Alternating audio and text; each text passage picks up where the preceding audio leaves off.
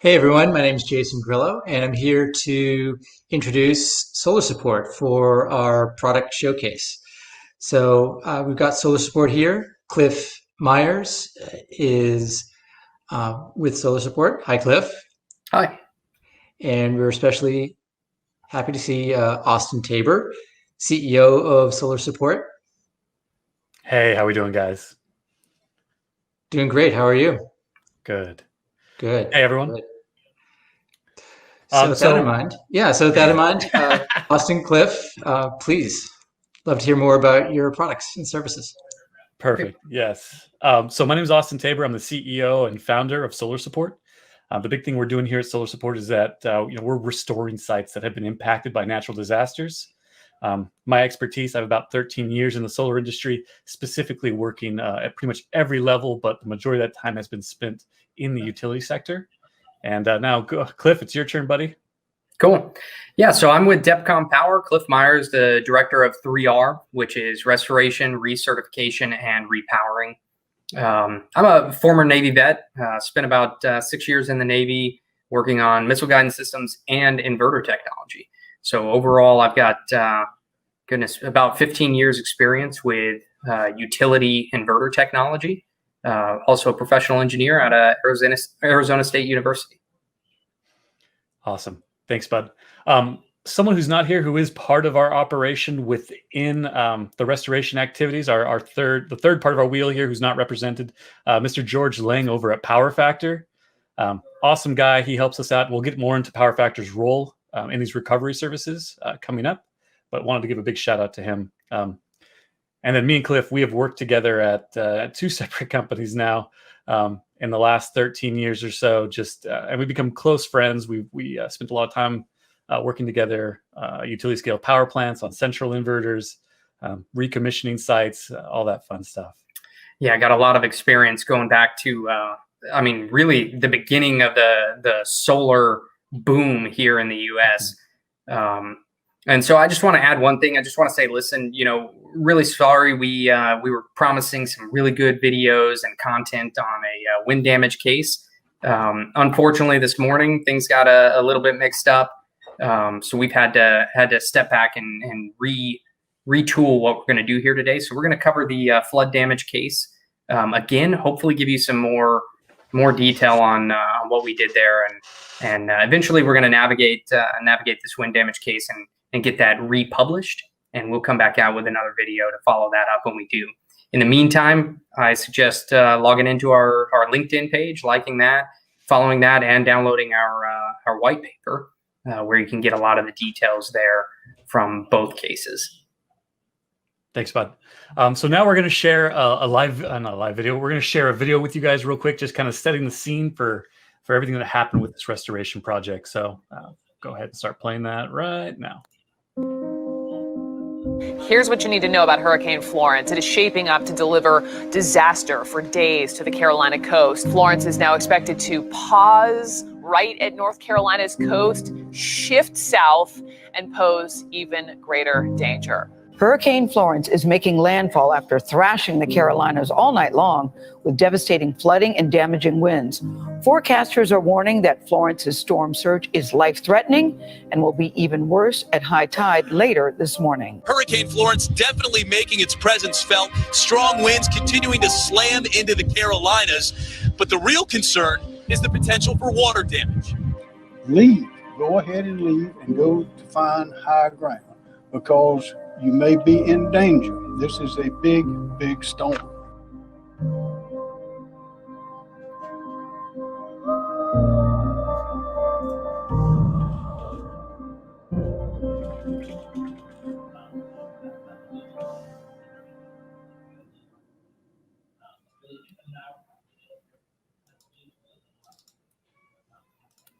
So I got to say that, I'm really happy to be here, and this is an exciting topic for both myself and Austin. We're both really passionate about taking care of the industry, doing what's right, and ultimately fixing stuff. But even though I'm happy about this, smiling, this is a pretty serious issue, and it's really prevalent across the industry. especially on the East Coast. You end up with plants, having severe losses, multi-million-dollar losses. And this quote here from GCube just highlights how big of an issue it is. And we've recognized this as a gap in the market. A lot of times, companies have a plan to prevent situations like this, but you're not always going to withstand the weather. And it doesn't seem like a lot of people have a plan on what to do when your plant is damaged. And that's what we're here to help with. Exactly. And in some cases, what we have is we have people literally waiting to act on these because, they really don't have a plan in place. They really don't have a lot going on yet. And before we jump into that, I now want to move into introducing the companies that we're working together with.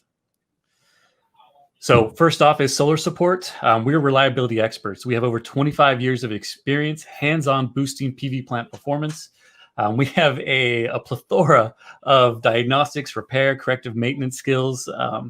And then our role in these activities, we are essentially the restoration team leader.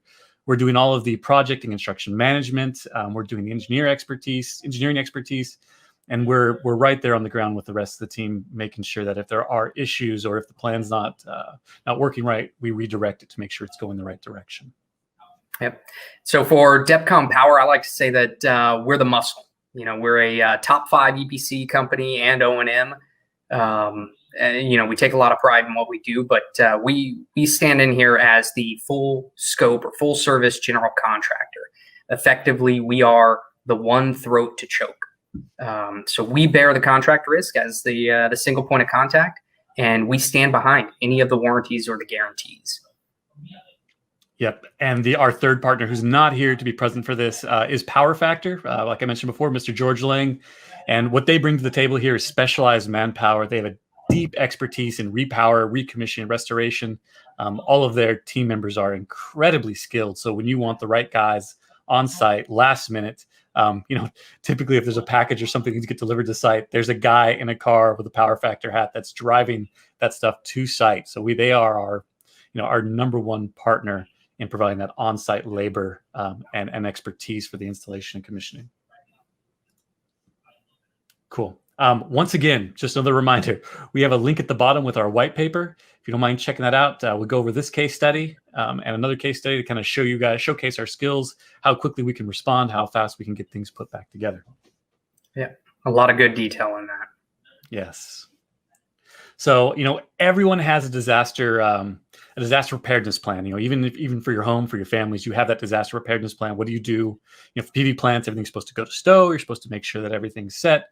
But what about after the fact? Do you have a plan put together for if there's some kind of issue on your site where it's been impacted by a storm, tornado, whatever?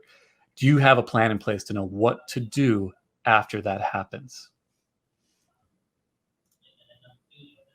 And that's exactly what we're going to talk about with this case study coming up right now. Yep. Yes. So what we're going to talk about in this case, and sorry for everybody who joined next week, you're going to get some of the some similar content. We got new photos up here, and hopefully we'll share some new details with you that you didn't hear last time. White paper covers it all, but we're going to talk about in this case, the O&M provider had a hurricane prevention plan. But they couldn't prevent the flooding. These plants are designed to handle water that meets or exceeds 100-year trends. And in this case, this was just a massive amount of rainfall. I believe the hurricane, if I remember right, it came through this part of North Carolina, wrapped around, and came back through again. So it was just dumping water. And in this situation, 10 inverters were completely flooded. We'll show you where the water line was. So what this boils down to is responding after the fact. We've witnessed situations where clients have waited months to get help because there isn't a go-to resource in the industry. And a lot of the teams that are out there, they don't have the bandwidth to handle this. This is part of why we have such a strong partnership with Power Factor and Solar Support. But in this case, we were able to respond rapidly. We developed a really unique plan to take care of these inverters, which were effectively condemned by the OEM. and a way to restore it in the interim. So we'll cover all of that going forward. Perfect. I'm gonna go ahead and give you guys another video. This is a rundown of a couple weeks after the flooding had occurred. So I'm gonna put that on.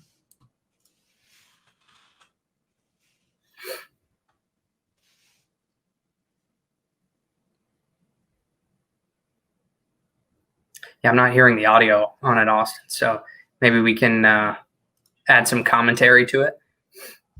I would say one key thing in this situation is probably the limiting factor, to be honest, was getting that initial response from the OEM. When you've got products that are in warranty, you have to let them do their due diligence, even though hey, it's probably going to result in your warranty being revoked, and rightfully so. But in this situation, the OEM came out and said, yeah, of course, we can't continue the warranty. These are completely flooded.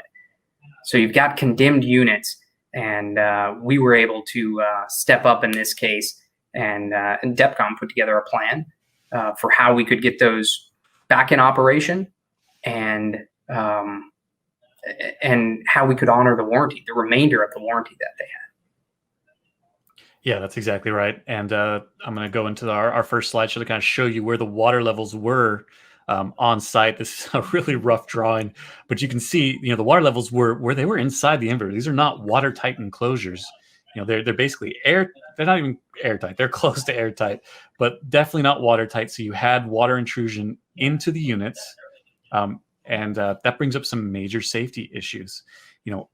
These were powered down, but in some cases you may come on site with situations like this, and you do not know, if this has been de-energized or not. So safety is a huge concern here.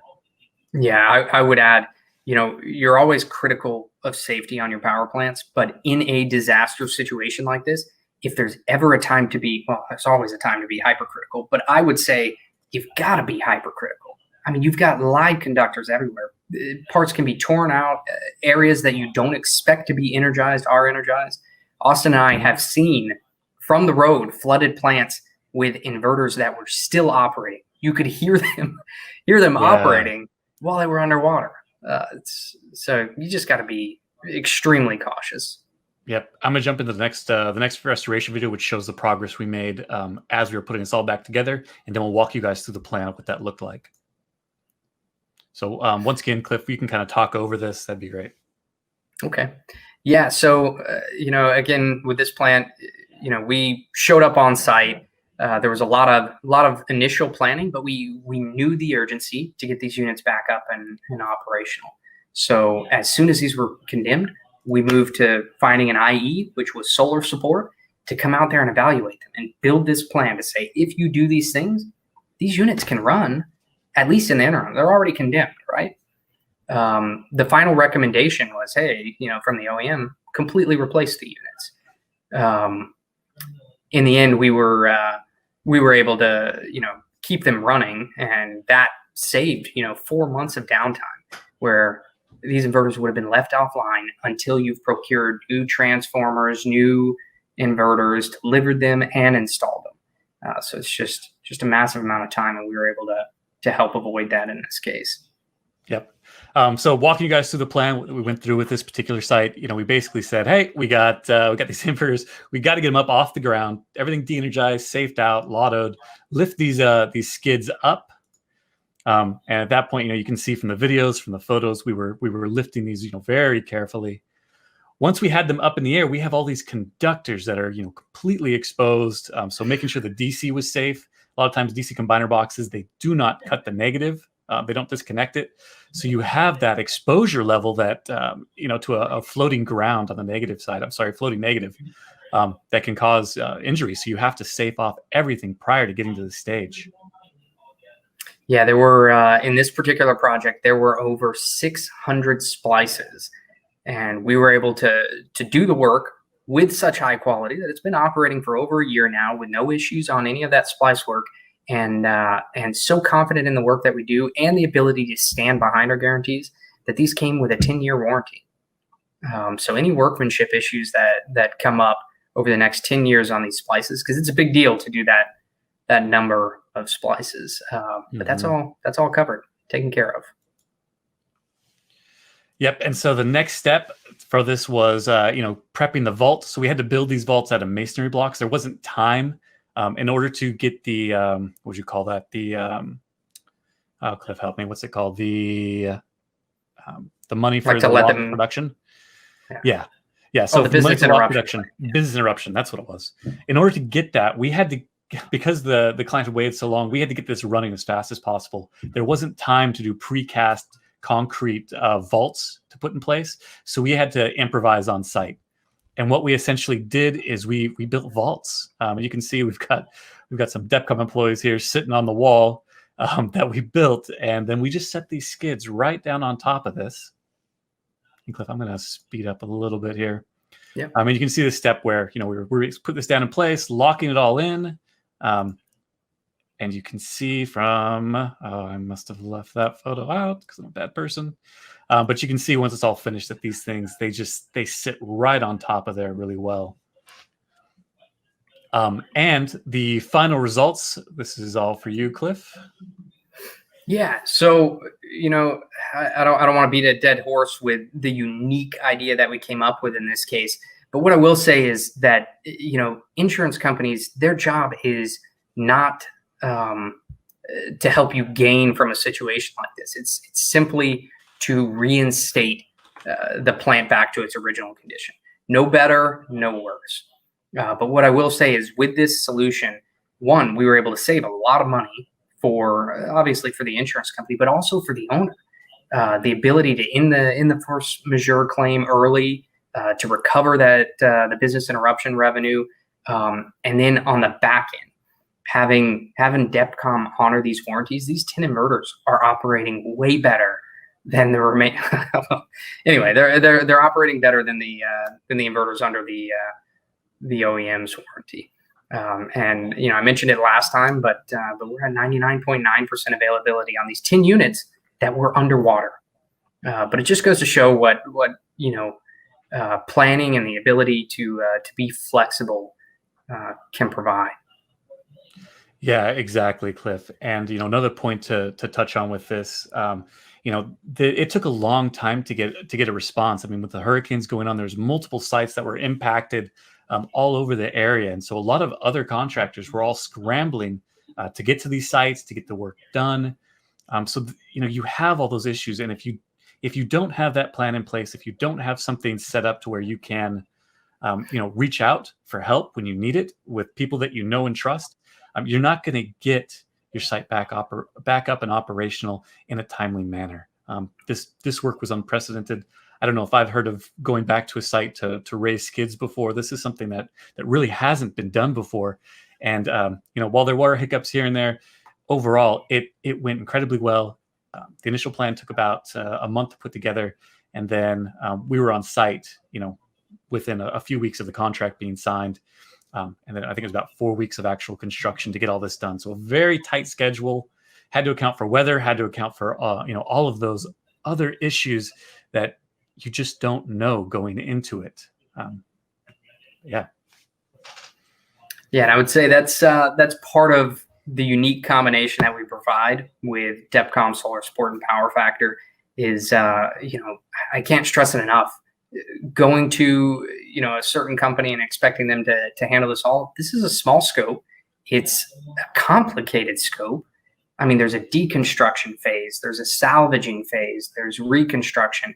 Like Austin said, you're going to run into issues when you do a job like this, and you've got to have the right team there, because the last thing you need in a situation where you're recovering from a disaster is certainly, a safety incident. You don't want that ever, but you've got to have the right people on the job that know what they're doing.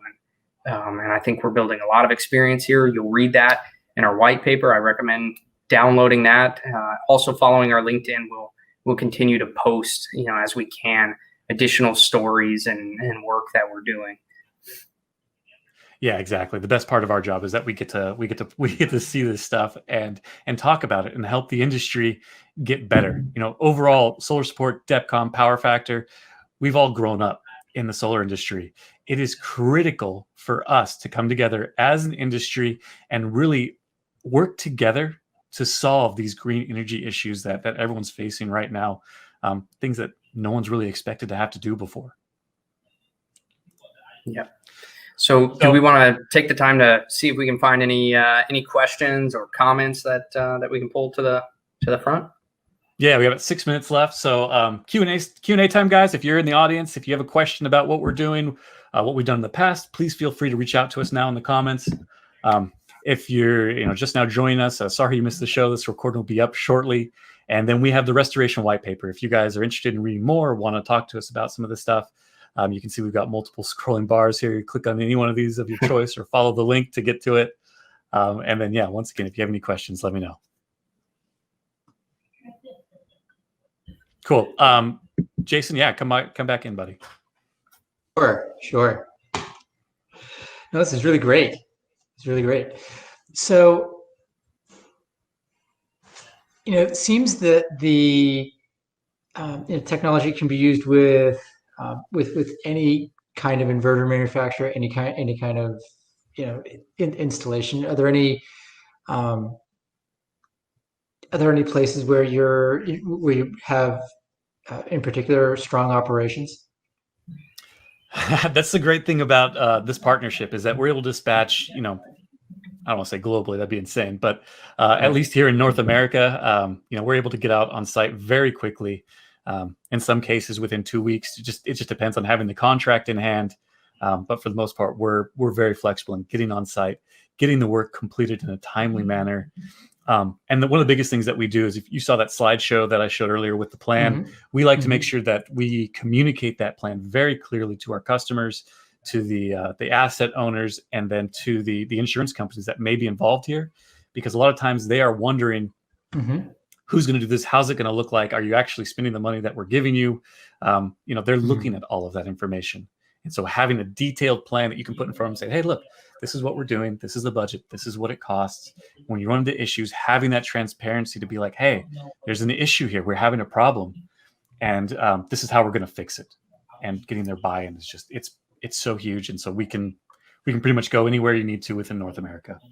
Yeah. And so one thing I wanted to add to that, and I forgot to mention this during the presentation, but part of what we do, it isn't just to fix the plant and put it back the way it is, but it's also to address the underlying issue. If there's a major problem, we're going to take care of that. In this case, we redid the drainage scheme for the plant. And the reason we were elevating these skids, the inverters were back in operation, but we elevated the skids so that it addressed the flooding risk. They are no longer at risk of flooding. Well, I guess I can't say that. Who knows in 20, 30 years? But they're so far above the floodplain, there's virtually no longer a risk. So that's great for the stakeholders and the insurance company. And then the only other thing I wanted to add is, our scope doesn't stop at flooding. We've also done a major wind damage restoration project that has gone extraordinarily well. Before we've even completed the project, it's the energy output is exceeding what the plant has ever done before.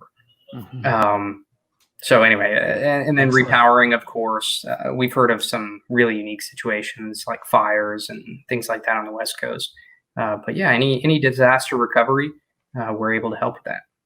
Yeah, so we have a question coming in right now, you guys. What happens when a mishap, like a fire accident in a building with a PV system? So that would be a case where, we'd have to look at the building. We'd pull in engineers to make sure the building's still structurally sound. If there was any kind of forensics associated with that, we want to make sure that we let that has happened in the past. We've had to have a forensics team in to verify, for the insurance company to make sure everything, is on the up and up. After that's all taken care of and they give us the go ahead, we will jump in there and, get everything put back together.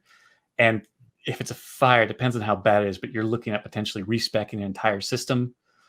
If it's minimal damage, then it's a matter of sourcing different modules, because that's the thing. All this stuff goes out of production. When these components and these sites, because these sites aren't brand new, when these components go out of production, you're looking at finding a brand new solution. You can't just assume that you can just go grab those same 600 volt modules off the shelf. They're not there anymore.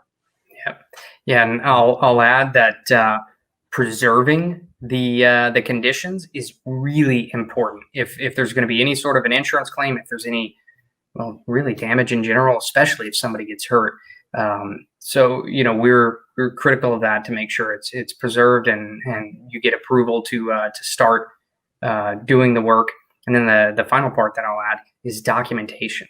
Documentation is really critical with the insurance companies. Every step of the way, you've got to maintain clear documentation that's shared with everybody. Yep, exactly. We got 2 more questions. What's the most craziest thing we've seen in devastated systems? Oh boy, we've seen a lot. The bifacial module, a panel in a panel. Yeah, one of the photos we couldn't share today. We actually have a panel in a panel. Early bifacial module of development in progress. Yeah, the disaster that you see from wind damage is it's really impressive to see the impressive in a bad way, but to see the post completely twisted. I mean, it looks like a soda can. Yeah. And this is high grade steel. Like, this stuff is made to withstand a lot of force. And to be clear, go ahead, Jason. What was that? Yeah, I was just gonna say one more question came in and about how you can work with insurance companies to make sure that you're getting the most from your insurance policy, the insurance payout. That we specialize in that. I mean, we've been in multiple cases now, working hand in hand with the insurance company. We found that transparency is the best thing that you can do. If they're comfortable, if they can see what you're doing, if they can see progress reports, we typically issue daily progress reports along with a weekly follow-up, so they see exactly what's happening on site, so they know they know what's going on, and that gives them they feel comfortable releasing payment at that point. They feel comfortable funding the claim because they can see progress is happening. It's very clear with our documentation. Yeah, and having worked in insurance myself, I mean, I'm just curious if, as you mentioned, you're able to get the site back to even better condition than it was before. Does that lead to a potential discount on insurance premiums for the policyholder? Well, I don't think we've explored that yet. That wasn't the intention. It was just to get the plant back operational. And I will say a major factor in this case was DEPCOM O&M had taken over the project, and they were working on taking care of the rest of the work that needed to be done on the project. So there were a few factors that played into that, but just amazing in the middle of restoration to say, hey, look, this plant's been in operation 3 years and it's never hit these power levels. Yeah. But yeah, I don't expect there will be a discount in premiums. Yeah, but still, I mean, potentially better than it was before. So great. Yeah. Great. All right. This is a photo of what this looked like when we finished. I just found this for it. If anyone wants to see what the finished, not quite finished product, but almost there. We ended up doing some grade over here as well. But this is what it eventually came out looking like. Yeah. Okay. And with that, I think that I want to say thank you, Austin. Thank you, Cliff, for a wonderful session. And again, as mentioned, don't forget to click on the button for downloading the white paper, and we will take it from there. Cool. Okay. Thanks a ton Jason. for having us. Thank you, Nico. Appreciate it. Thank you, guys. Yeah. Take care. Have a great one. You too.